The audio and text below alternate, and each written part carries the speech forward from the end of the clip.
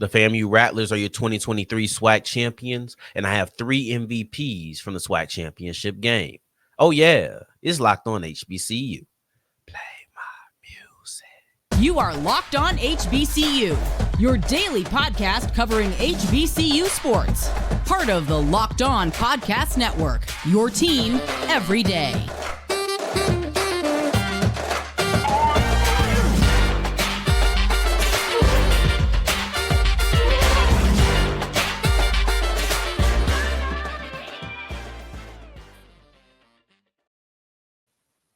What's going on, family? Welcome back to another episode of the Locked On HBCU podcast, your number one daily one-stop shop for everything HBCU athletics, Monday through Friday, part of the Locked On Podcast Network, your team every day. And I, of course, am Darian Gray, a.k.a. the Mouth of the South, Texas Southern alum and former TSU Herald Sports editor and current contributing writer at USA Today's Saints Wire. Thank you for going on this journey with me, making Locked On HBCU your first listen of the day every day. And remember, just because the mic cuts off doesn't mean that the journey is over. It just means it's time to follow me on Twitter at South Exclusives. Starts with the S and ends with the S. Today's episode is brought to you by LinkedIn. In these days, every new potential hire can feel like a high-stake wager for your business. So that's why people trust LinkedIn to get them the right people for their team faster and for free. So post your job for free at linkedin.com/lockedoncollege. Terms and conditions do apply. We have 2 topics about the SWAC Championship game. We close out the show and open the show with it. At the end, we'll be looking at the SWAC Championship standout moments prior, or I guess kind of in the middle of those 2 things. But prior to that, in segment 2, we'll be looking at why basketball money games and football money games, they aren't quite the same. But we kick off today's episode with the MVPs from the SWAC Championship game.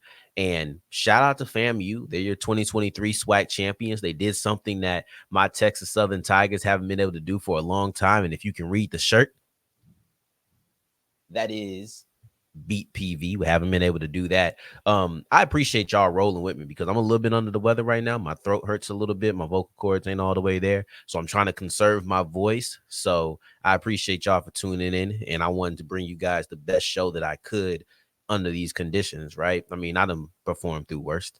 That being said, there was no ill conditions that could stop FAMU. Right? Whether you're looking at their defense, whether you're looking at their offense, I thought that both sides of the ball actually played pretty well. They had their moments where they had to figure some things out, but both sides got that figured out. So I was just too indecisive. I knew who my defensive MVP was, but when it came to the offensive side, I had to go with co-MVPs. We'll get to it and you'll see why. And if you could decide between one of the 2, please tell me. But right now, I'll start off with my my defensive MVP, which is Javan Morgan. And I thought that was the easiest choice of them all. He had 2 interceptions, and FAMU on the day had 3, right? So they intercepted Prairie View A&M 3 times. And actually, PV brought in 3 different quarterbacks. And every single one of those quarterbacks threw an interception, including one in Kenneth Patterson, who threw an interception on his only pass of the day. And part of me feels like that's why they didn't put him back in. Your first pass, you threw an interception, we're going to bring somebody else in. But yeah, so you look at Morgan, he had the first 2 of those interceptions. One of those was against Patterson, and the other one was against Trayvon Conley. And we'll get into how crazy this game was, but I wasn't able to see the Trayvon Conley one live, right? But everybody says the body language, the demeanor, and just his overall play was completely different after he threw that interception. And you got to credit that to Javan Morgan. If Morgan's interception had such an impact on Conley and how he was able to perform over that beginning part of the game until he ended up getting injured, yeah, that's a monumental shift in momentum, right? So the next ones are Terrell Jennings and Marcus Riley. Now, I wasn't able to pick which one of the 2 I wanted, so I said, screw it. I'm going with co-MVPs. Like I didn't know who I felt was more deserving between Marcus Riley and then also Terrell Jennings. Because when you look at Jennings had a great day. And I could say a lot of the same things about both of these players, but I'm going to try to make sure that I don't just regurgitate the same thing in a receiver format versus a running back format. But Terrell Jennings, for me, it was his first 100-yard game of the season, and he showed up as a true bell cow. He had 17 carries. The next closest person was 8 carries, and that was Will Hoyt. And Will Hoyt had all of his 8 carries when FAMU was just running the clock out with their backup running back. So if you take him out of the mix, you have Jennings at 17, and then you have Yant at 4. That's the drastic difference. And he really, and I think they have a couple of good backs. I actually like FAMU's running backs more than I hear other people talk about. I don't like them as much as their wide receivers, so maybe that's why they're not discussed as much. But I do actually like their running backs, and Jennings is one of the ones that I am a fan of. But he was clearly the feature back in this game, and he started off the scoring. He ended the scoring. So he had the first touchdown, which was a 1-yard goal line punch in. And then he also had a 33-yard touchdown, which was a little bit longer of a run. But then he had multiple runs in between where he showed his power, his ability to drive through contact. I thought he had an overall great day. Capped off with 2 touchdowns. That makes it look even better. But even without those touchdowns, I thought he had a really good day just on a carry-by-carry basis. Then you go to Marcus Riley. And Marcus Riley is funny because I highlighted both Riley and Shareed in our pregame preview, right? Or our SWAC Championship game preview. That's a better way to put it. But I looked at that duo and was like, hey, Shareed had the big day last time. But you got to understand that both Shareed and Riley are able to go off in a manner similar to how Shareed went off on October 28th. So instead of it being Shareed this time, it ended up being Riley. And he had an even better game. Riley had the first 100-yard game by a receiver in FAMU or for FAMU in 2023. So this was the similarity where Jennings had his first 100-yard game. So did Riley. Riley had 1 touchdown, but they really tried to use Riley. They tried a pass with him. He ran the ball. He caught the ball. He had a couple of receptions that ended at the 1. He had a touchdown, and he also had a running play that ended at the 1. And the ESPN graphic showed this perfectly, in my opinion, because they broke down all 4 or 5 of those plays that either were touchdowns or ended at the 1 or whatever it may be, right? So he didn't have 2 touchdowns, but he did have over 100 yards. He had, I think, 132, I believe, off the top of my head.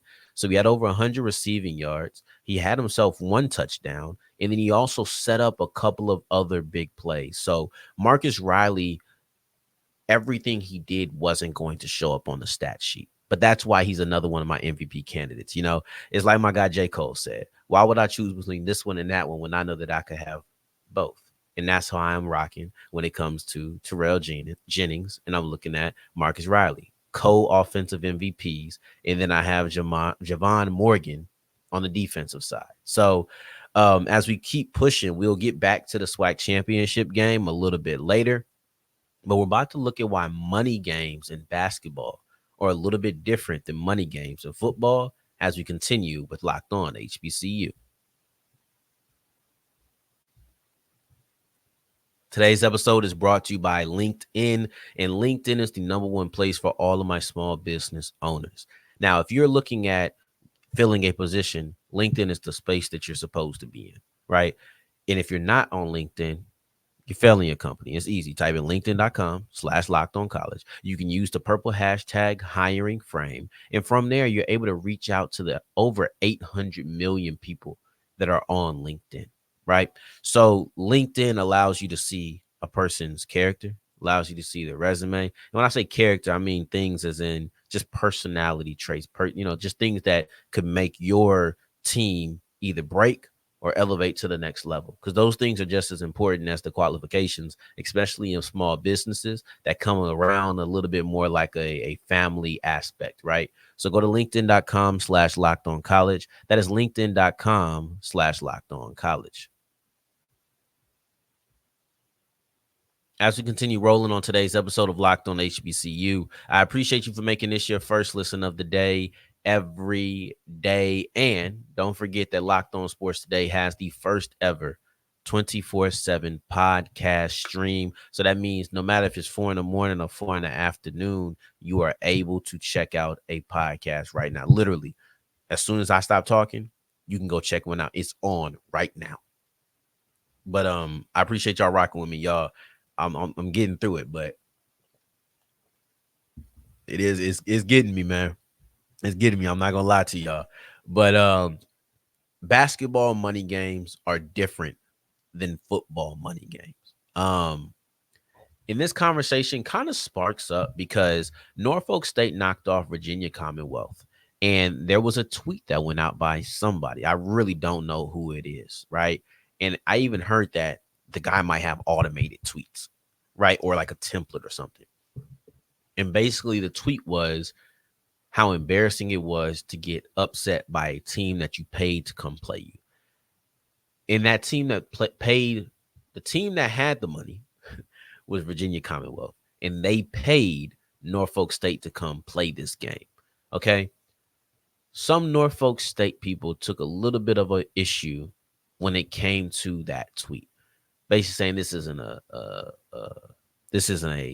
upset, right? This isn't, if you just pay attention to Norfolk State and the MEAG, this isn't this, that, and the third.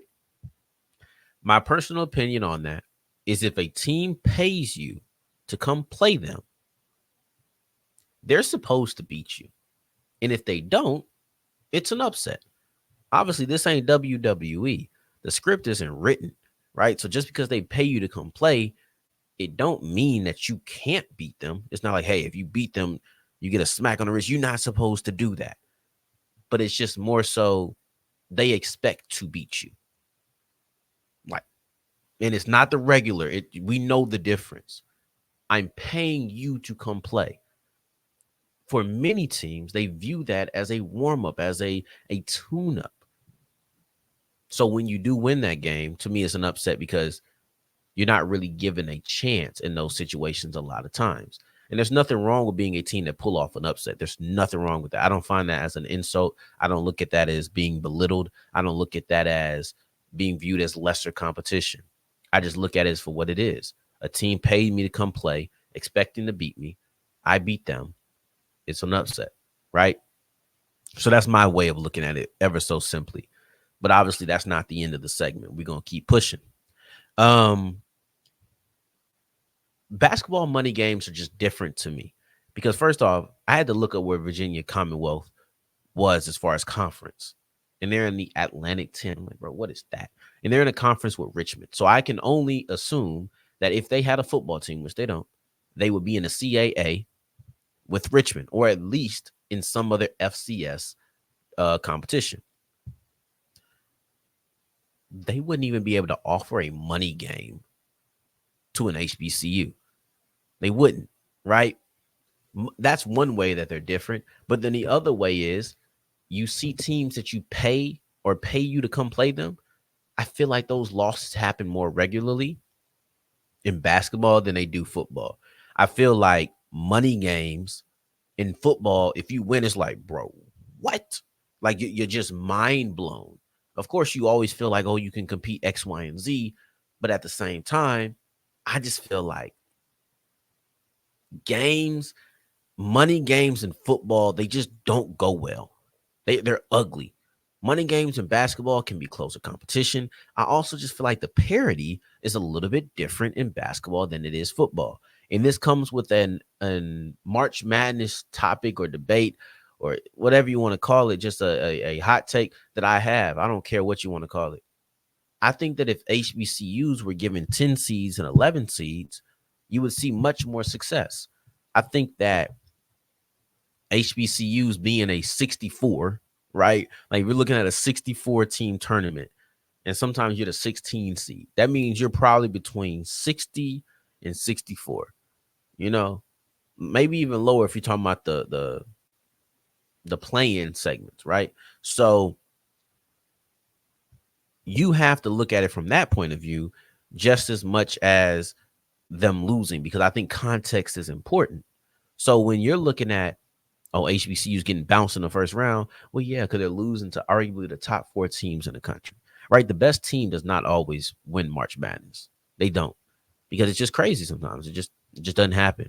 So I think that sometimes losing in those March Madness tournaments leads people to think, oh, you can't compete with X, Y, and Z. No, we see this in the regular season. The same way that I saw Norfolk State knock off Virginia Commonwealth, Sunday, I saw Southern knocked off the 21st ranked team in the nation, Mississippi State. Yeah, you heard me right. I didn't say that Southern knocked off their SWAC opponents or divisional rival. Like, I didn't say they knocked off Mississippi Valley State. I said that Southern knocked off Mississippi State. The Southern Jaguars defeated the number 21 team in the nation, Mississippi State Bulldogs. I've seen Texas Southern knock off Florida, right? Like, I've seen Grambling knock off, I think it was Arizona State last year. Like, I've seen SWAC teams win in the SWAC Pac-12 Legacy Series. I've seen these things happen multiple times, right? It's not like just once I've seen it. I've given you 3 examples right there of SWAC schools knocking off Power 5 opponents. It's a little bit different when it comes to money or when it comes to basketball. These money games simply are different because I think that you see more competition. You see a more competitive game between these schools that would be FCS in the football realm, but they're mid-majors in basketball. And when they're going against other mid-majors or they're going against Power 5 teams, sometimes they can win these games. And I'm not trying to sit here and lie to you and say that SWAC schools might play, or MEAC, or however you want to say, let's say HBCUs, right? Division I HBCUs. They might play 10 Power 5 teams in their out-of-conference schedule. That feels a little bit steep. Let's say 5. They might play 5 Power 5 teams in their out-of-conference schedule. I'm not trying to sit here and tell you they win in 4 of them. That doesn't happen. But they can get a victory, and that's the difference. Almost to the point where I'll tell you this. If Southern just knocked off the 21st best team in the country, right? That's Mississippi Valley State. That's Mississippi State. So Southern just knocked off the 21st ranked Mississippi State Bulldogs in college basketball. If Southern were to knock off unranked Mississippi State in football, I'd be more surprised. That's a perfect description of how basketball money games are different than football money games. One just comes with a little bit more shock when the victory happens. And that's not to say I'm not surprised or not. It's not a big deal. It's just they're not the same. They're not on the same playing field. But as we move forward, we're going to look back at the SWAC championship game and go kind of all over the place because I do want to take a look at some of the standout moments, including a shout out to you as the fans as we continue with Locked On HBCU. Today's episode is brought to you by FanDuel, and FanDuel is the official sports book of the Locked On Podcast Network. Now, if you thought that the Green Bay Packers are going to pull off that upset, that my guy Jay Love was going to be able to play as well as he did, and that the Packers were going to be able to defeat the Chiefs, then you probably made a whole bunch of money if you was on FanDuel. And if you had the $5 money line bet and you're new to FanDuel, then that means that you got $150 back in bonus bets. Now, ain't that good for you? Now, maybe you haven't taken that opportunity. Maybe you haven't taken that chance yet. Well, you have the Packers. No, you have the Jaguars versus the Bengals tonight. So you have another chance for the $5 money line bet. You got the NBA in-season tournament coming around. All of those things are on the horizon. So it's on you to take advantage of it. Go to FanDuel.com/lockedon. That's FanDuel.com/lockedon. And if you're new to FanDuel and you win a $5 money line bet, you get $150 back in bonus bets. As we're closing out today's episode of Locked On HBCU, I appreciate you for making this your first listen of the day. Every day, making it all the way to segment 3. And I thank you 2 times for that. Thank you. And I wanted to go through some SWAC championship standout moments. Now, this game was everywhere. I'll be honest with you. This game was just all over the place, from the weather delay, right? And then I was sitting here on ESPN2 watching whatever the heck they were playing. And I'm like, gosh, this weather delay is taking forever. Only for me to go scroll on my phone, open up that blue app, or I guess it's not really blue no more, but to open up X, as they like to call it, to find out that the game had already restarted. They just moved channels. I looked down, bottom right corner on my TV. I said, oh, it does say it moved. But I was just sitting over here doing whatever. I was sitting here doing whatever, keeping one eye out just to be sure, like, okay, they ain't changed over to the game. So this game was all over the place, right? So I think I deserve to have my last topic to be all over the place too. You have Trajan Conley, who had an injury. And I thought his injury changed the whole complexion of the game. It wasn't early enough to where I could say, oh, PV would have won. But his injury took what was a tough challenge, because they were already down big. It was a tough challenge. It made it feel nearly impossible. And when Chris Herron came in, the offense was different. You knew anytime they needed to pass the ball, it wasn't going to work. If you got them into a 3rd and long, you won. They were going to punt.